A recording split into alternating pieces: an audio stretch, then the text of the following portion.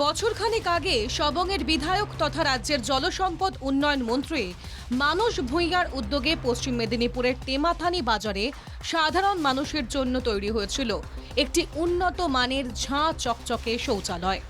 3.5 লক্ষ টাকা ব্যয়ে তৈরি করা হয় শৌচালয়টি।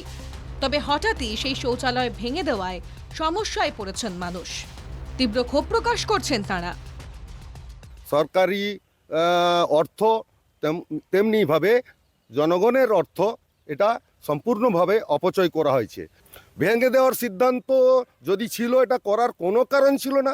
জনগণ কোথায় যাবে লাঠির মাধ্যমে? কেন বা করা হয়েছিল, কেন বা ভাঙা হলো, এইটা আমরা জানতে চাইছি জনগণ। এই বিষয়ে স্থানীয় প্রশাসন এবং সবংয়ের বিধায়ক তথা রাজ্যের জলসম্পদ উন্নয়ন মন্ত্রী মানস ভূঁইয়ার দিকেই আঙুল তুলছেন স্থানীয় বিজেপি নেতৃত্ব। হঠাৎ করে রাত্রিবেলা শাসক দলের লোকেরা, তৃণমূলের লোকেরা বাংলার কাগজে বাংলার মন্ত্রীর নির্দেশে এটাকে একদম ভেঙে ধূলিসাৎ করে দিয়েছে। রাতের অন্ধকারে চোরের মতো এইটাকে ভেঙে দেওয়া হলো। এর সঙ্গে শাসক দলের লোকেরা পুরোপুরিভাবে যুক্ত। তবে সবংয়ের বিডিওর দাবি, সৌন্দর্যায়নের কাজের জন্যই ভাঙা হয়েছে ওই শৌচালয়টি।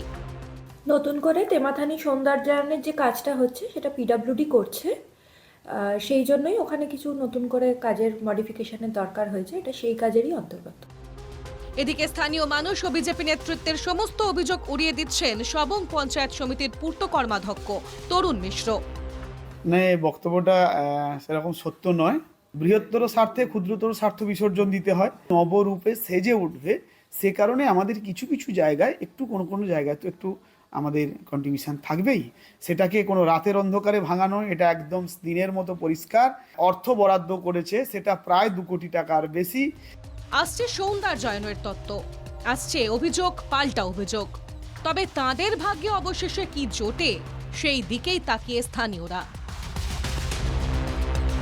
পশ্চিম মেদিনীপুর থেকে ইন্দ্রজিৎ সাহুর রিপোর্ট, NKTV বাংলা।